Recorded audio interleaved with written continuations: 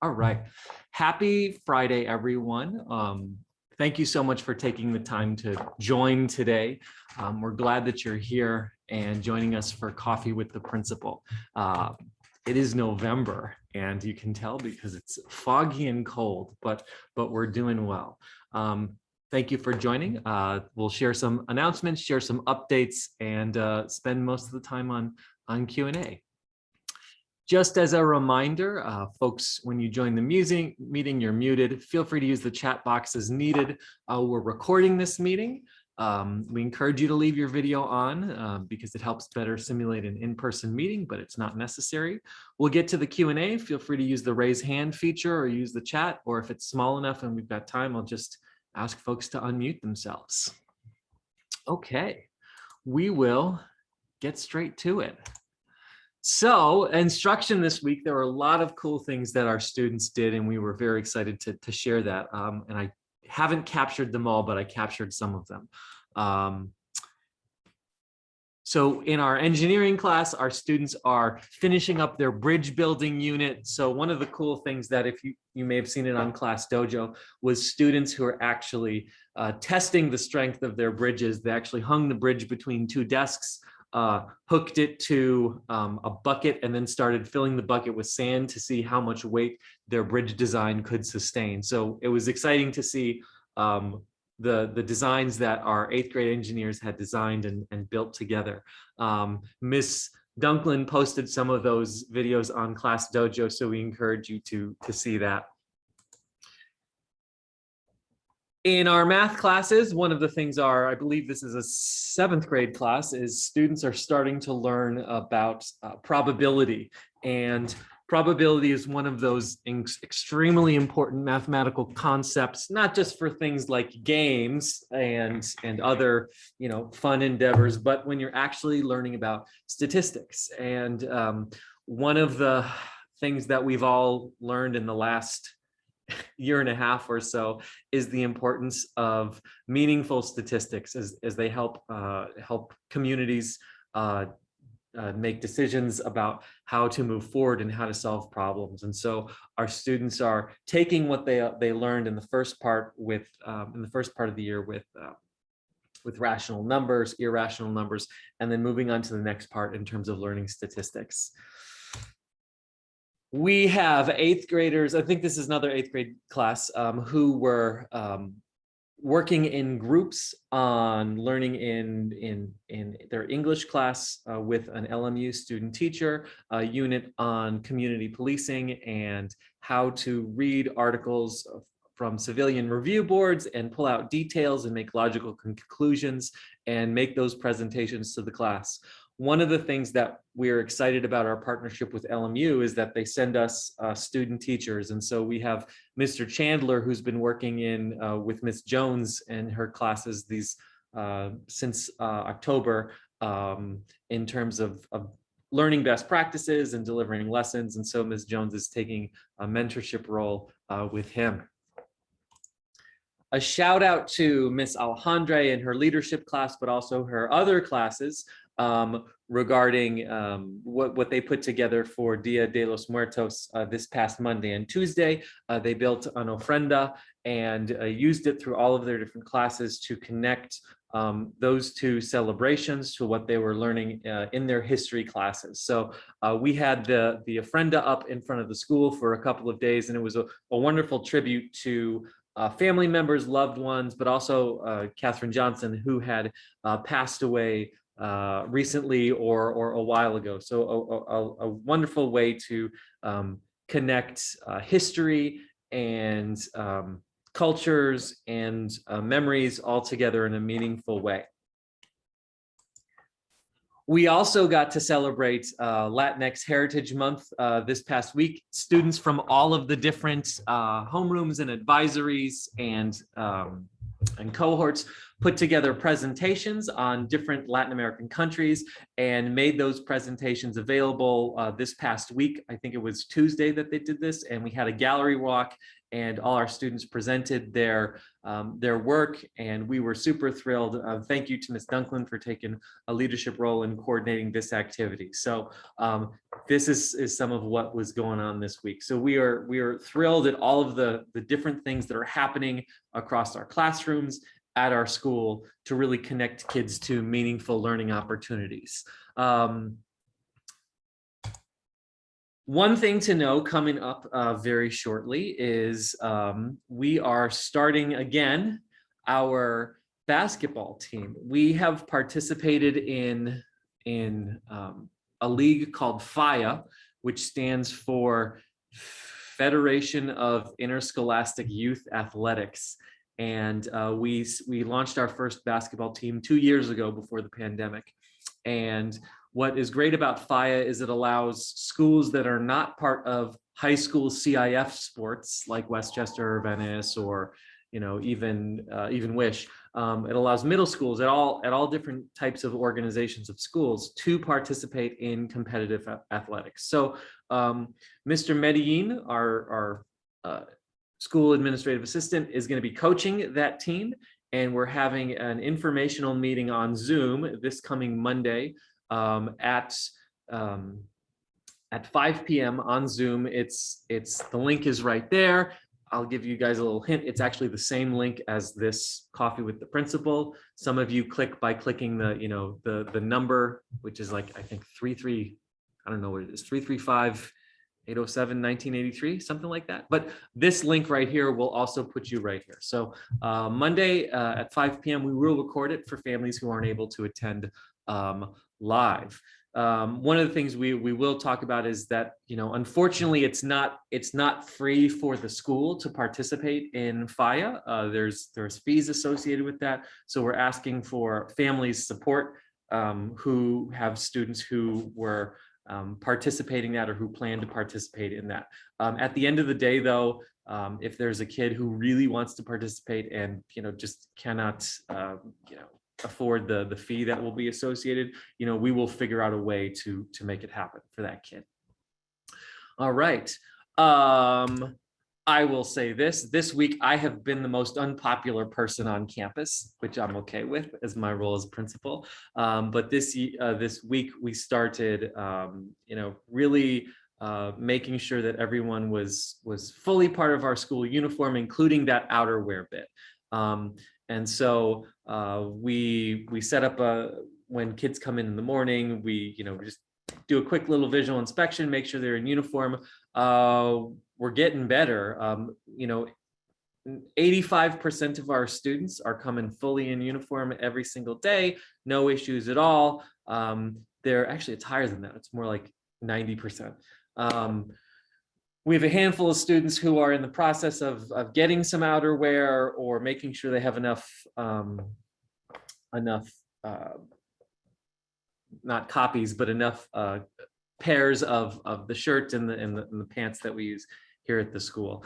Just for families, so we did recently place an order for hoodies with our logo on it through the student store. And as soon as those arrive, which we're thinking will be in a week or two, we will make those available for sale for families who would like to purchase those. One of the things I'll also do is I'll put a link in the chat. The links that I just put in the chat are links to just some inexpensive plain navy outerwear that we were able to find, in various vendors online. So thank you all for your participation in that. We still, just so everyone knows, we still have college shirts and outerwear on Friday. So if on Fridays, any Friday, a student wears, doesn't want to wear the navy hoodie, but wears like a crimson LMU hoodie, totally fine. If they want to wear like a USC hoodie and then a UCLA t-shirt underneath, I'll think they're a little bit confused, but that's totally fine as well. But we still have college Fridays. So if it's different than the uniform, but it's a particular college, then it's okay. And then last thing, the Phoneless thing has been going really well. probably about, it's interesting because probably about 25% of our kids bring the QR code on paper. About a quarter of them use their Chromebook and open up their Chromebook and log in on the Daily Pass, and we scan their Chromebook screen. About a quarter of our kids, come down with the phone, we scan their phone and hand it to the parent, and that works fine. And then, about a quarter of our students do store their phone with us in the mornings, and it's perfect, and it goes into a locked container, and we put it in a locked room, and then at the end of the day, we redistribute those to the kiddos. And at the end of the day, we're able to redistribute all the phones in less than 5 minutes. So thank you for all your participation, your engagement, your help in this. And what we're noticing already is that kids are focusing more on the things that they ought to be focusing on here at school, which is the learning, but also the building of in-person friendships and relationships with their peers and with their teachers. Okay, just some COVID updates. So we, again, I will share this every single week, but we will jinx it. We have not had a positive COVID test here at the school in over 5 weeks. So that's good. We're still testing every student every week. We have testing today. It's happening as we speak. If you go to this website, you can actually see a number of things, including the fact that not just the data for Johnson STEM, but the whole Westchester community of schools has only had, so let me share what this is. The Westchester community of schools is Johnson STEM Academy, Wright Middle School, Westchester High School, and then 8 or 9 elementary schools in the area. And there has only been 1 positive test at any of those schools in the last week. So that's something we're thrilled about too. And then, there's the data for all of LA Unified, which is, close to 500,000 students or 450,000 students. So these numbers, we talked about statistics and probability earlier. These numbers are getting better and better and better for a number of reasons. One, schools continue to implement safe and healthy practices here on campus. Number 2, we're testing kids every week and adults every week so that, when there is a positive test, we immediately have a system to, quarantine that person. And then 3, more and more individuals, eligible individuals are getting vaccinated. And so as a result, there is less community spread in general. And so these numbers are going down, not just in LA Unified, but in LA County, across the board. And that's a good thing. Just a reminder, the deadline for the required 12-year-old vaccinations for students who are 12 and older is coming up. And so the schedule is important to know. So students who are 12 years of age and older have to get their first dose in order to meet that January 10th deadline. They've got to get their first dose by November 21st, and then their second dose by December 19th, which is only 16 days from now. So if you've got a 12-year-old who has not gotten their first dose yet, make sure that you schedule an appointment to get their first dose no later than November 21st, which is the Sunday before Thanksgiving. Our last day of school is before Thanksgiving break is Friday the 19th, but a student would need to get their first COVID dose on by Sunday the 21st. Don't leave it to the last minute. A couple of things about this. So some of our eligible families have been getting texts and emails that say something like, hey, we're missing your vaccination record and you've only got 18 days left or 21 days left or something like that. So I've gotten the following question from families. My kid just got their first dose yesterday, but I'm getting these text messages. What can I do? And there's 2 things you can do. One thing you can do is you can just ignore the text messages until the kid gets the second dose, and then you upload the full vaccination card, and then you're good to go. That's one option. Another option is you can take the vaccination card that has the partial record, you can upload that. Some of the text messages may stop because it'll say, oh, you're partially, but some of them will continue, and then you'll have to, re-upload it again after that second dose. So if it were me, I would just, make sure I got that first dose by the 21st, and then, get that second dose, just read the text message and be like, okay, those are reminders to make sure I schedule my second dose for my kid by the 19th, and then you can upload that. And then last thing, just a reminder,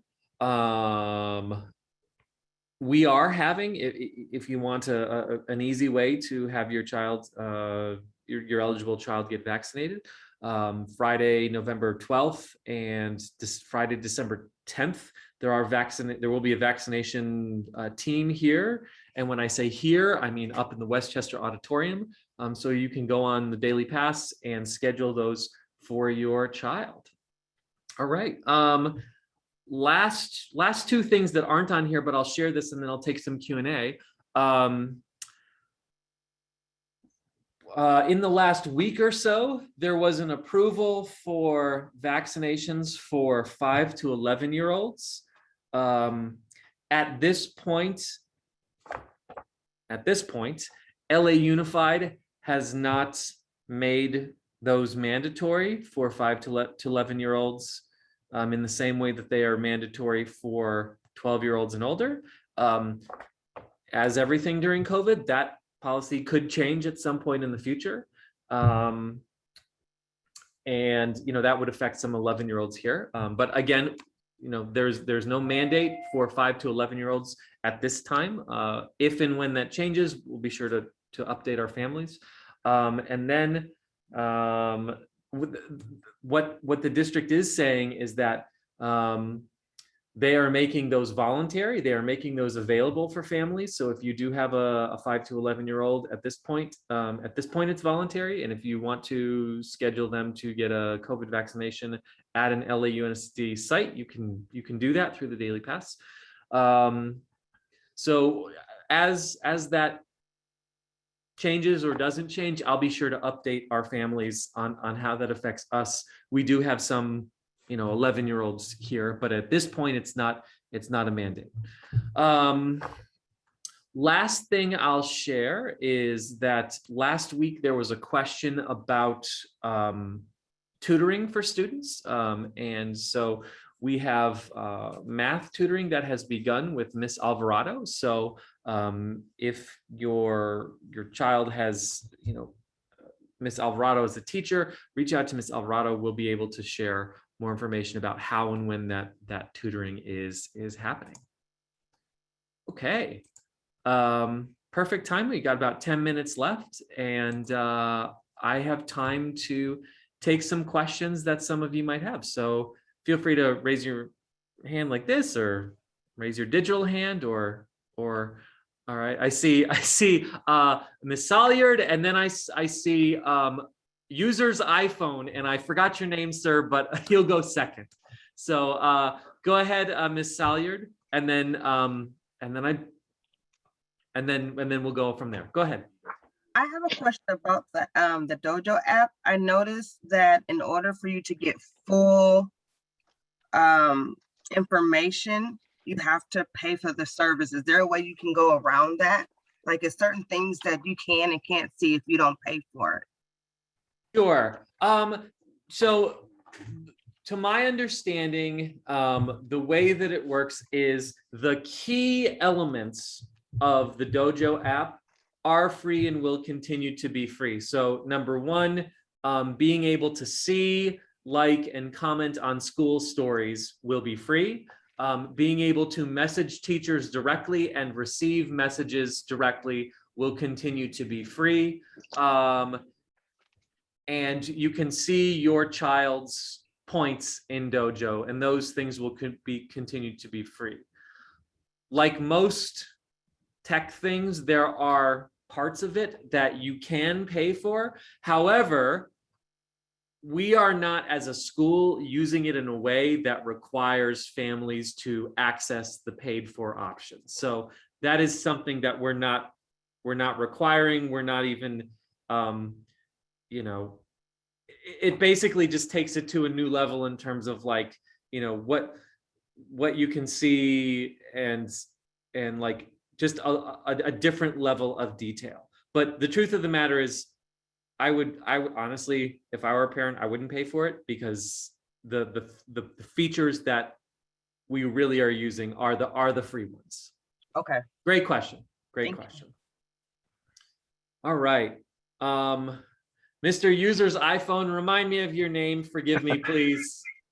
Good morning, Principal. My name's Juan Yes. Acosta. Thank How you, are you? Mr. Acosta. Thank you so much. I appreciate everything you're doing so far. I just have a couple questions, and if Sure. anyone can cut in on me, no problem. Going back to the vaccine, Yep. can you tell me which vaccine you will be Ooh, giving the kids? great question. Yes, I can, but I have to look it up. Fair enough? Okay, fair enough. Or is there any way I can call the school and find out? Because Yes. I want to you know if can. it's either going to be Pfizer, Moderna, Yes, Johnson. I want to know which one it is. And that, honestly, if I can like kind of type and answer your second Mhm. question at the same time, go for it, because I think I know where that information is. Go Okay. ahead. Second question. You said that the phones are being kept if the children turn them in. Do you distribute the phones back to them at the end of the day, or do they have to remind themselves to go to the office and pick them up? Great question. We distributed them, and at the end of the day, what we do is all this. You can't see where I'm pointing. No worries, no worries. Right, here we go. Right. Let's put some context in this. Now you can see my messy office. All right. The classrooms are that way.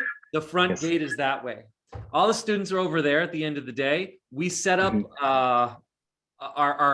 have a rolling cart, and we put it right by the gate in the front, so they literally have to walk by the line where they're distributing. So there's no way they would miss it. So they don't have to go to the office, but they have to pass the line where kids are picking them up. Okay. And last but not least, you mentioned location for the vaccine on campus. Are you going to need an approval from parents, or do kids just show up and say, okay, I'm getting the vaccine, or how does that work? What a great question. What we are asking families to do, if you want to do it on November 12th with right here, what we would like you to do is go on the daily pass, and using the daily pass, create a vaccination appointment. And when you click that appointment, you're going to see all of the different locations and all of the different dates. And what you want to do is you want to select November 12th, the one for Johnson STEM Academy, November 12th, and click that one. And then through the daily pass itself, you are giving authorization for that vaccine to be administered. Okay. Now, when it comes to that exact day, you can do one of two things. You can either just come to the school and take your child up there. You just pick them up and go around the block and right there, and you go together. Or you can let us know, hey, my child has a 11 o'clock a.m. vaccination appointment at the Westchester Auditorium, and we will make sure that child gets there, because that child can be vaccinated without an adult physically there, but they need your approval to do that. We can't just have a 12-year-old walk up and say, hey, I want to get vaccinated, and there's no record of parental approval. So someone will be with her or him. Yes. We will have a staff. One of our staff members will be up there the whole day. Okay. Yeah, we will make sure that they do not get lost. Okay.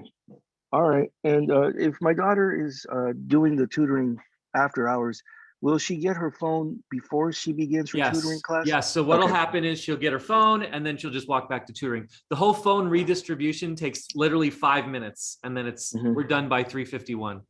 Okay, but my understanding is your office is still open while they're having the tutoring sessions, correct? Yeah, our office typically, so on Monday through Thursday, our office typically shuts down at 4:30. I'm honestly, I live here. I basically have a sleeping bag next to the floor. Okay, But I'm usually here till like 5:30. So after tutoring or clubs that happen, so a lot of clubs or tutoring that we have ends at like 5. So students at that time do one of two things. They either leave the school because their parent is waiting for them out front to pick up, or some of them just finish tutoring at 5 and then they walk down to the Beyond the Bell area because they participate in that afterwards as well. gotcha. Okay. And you mentioned the basketball team. Is that for boys only, or are girls going to have a team also? We start with, so right now it's for boys only. However, if there is enough interest to have a girls team as well, we may be able to do that. So it depends on how much interest we have. Okay. Great questions. I appreciate all your questions. Awesome. Answers. I'm gonna start charging for questions. I'm gonna make some money here. This is great. No, but all the questions are good ones because folks who aren't able to join this are able to find out later. Cool. I'm still looking up the. Oh, here we go.